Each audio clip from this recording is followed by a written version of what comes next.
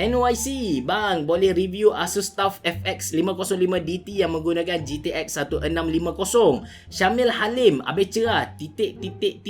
Kalau boleh tolong buat review Asus TUF FX 505D, thanks.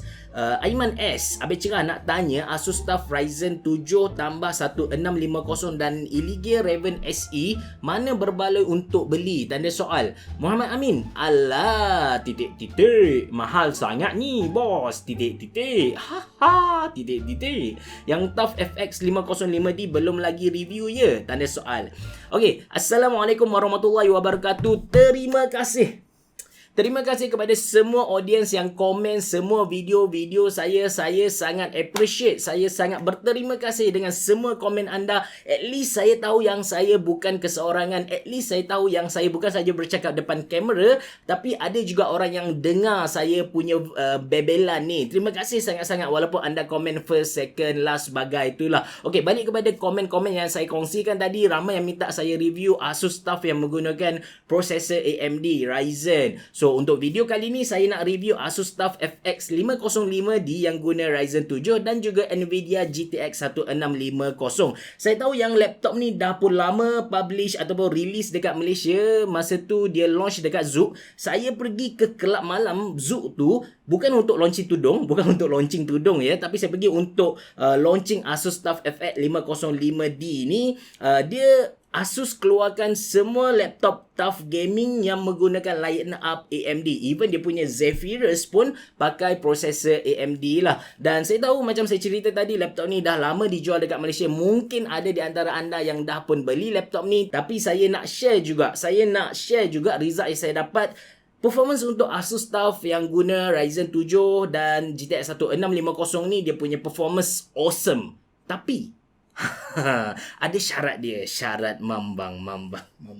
Apa-apa pun, anda bersama saya Ashraf Jeffrey dalam channel YouTube Monaliza. Dalam video kali ni saya nak review Asus TUF FX 505 yang menggunakan prosesor Ryzen 7 dan juga Nvidia GTX 1650 yang berharga RM3,499. Saya berharap sangat-sangat lepas ni tak ada orang komen, "Bang, laptop ni harga berapa?" Saya dah bagi tahu awal-awal video ni.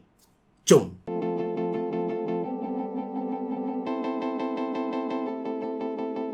First of all, Asus TUF FX 505 ni memang tak beza dengan Asus TUF FX 505 yang guna prosesor Intel tu. Dia punya design, kalau kita nak kata, dia bukan ke arah gaming tapi dia lebih kepada kasar, nampak macam askar military gitu. Theme color Asus main dengan gunmetal, bezel-less screen, satu zone LED keyboard dengan keycap WASD yang pelik, look sinar, RGB keyboard lah. I/O connection pula semua belah kiri je, belah kanan tak ada apa-apa except lubang Kensington lock. Okey, dia punya I/O connection, dia ada power jack, LAN port, HDMI port, 3 USB 3.0 dan single audio jack. Feature dari segi software juga sama, ada Asus Armoury Crate dan ada 7.1 DTS Headphone X. Kalau kita guna headphone dia, guna DTS Headphone X ni, dia punya audio memang syok gila. Kita boleh dengar enemy datang belah kanan, kiri, jauh, dekat, atas, bawah dengan terang, memang jelas.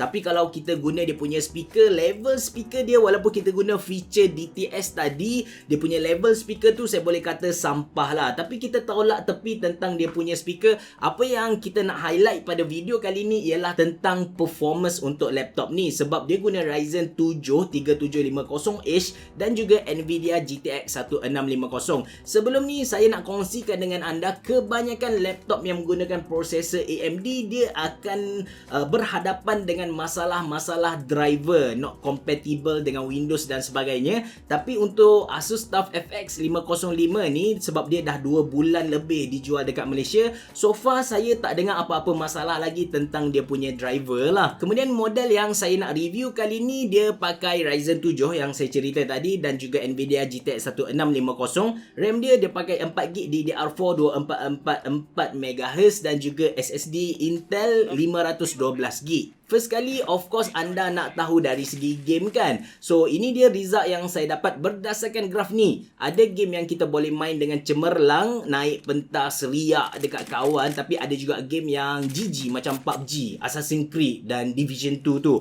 Memang tak boleh main lah. Supaya anda tak gelabah, saya terus test dengan RAM 8GB dan result saya dapat memang awesome kot. Tambah saja RAM, mostly semua game kita boleh main dengan high ataupun ultra setting dengan cemerlang. Ini dia contoh gameplay Apex Legend high setting dengan computer status. Saya guna MSI Afterburner ke atas kiri tu. Anda boleh perhatikanlah benda tu. Perhati elok-elok. Dan GPU satu tu sebenarnya CPU. Tapi kenapa sistem detect dia sebagai GPU? Sebab dalam Ryzen 7 3750H ni ada graphic card Vega.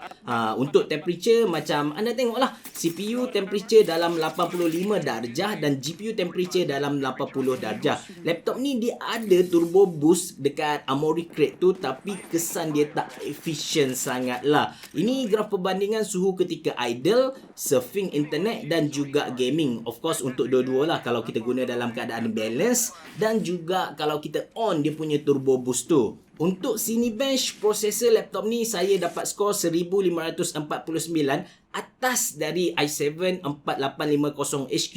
Power jugalah bagi saya lah kan. Saya guna untuk render video Adobe Premiere pun tak ada masalah. Masa rendering tu tak lama sangat, dan masa untuk video import ready to use tu pun laju. Seterusnya, adik kakak. Result PC Mark 10 skor yang saya dapat ialah 3986.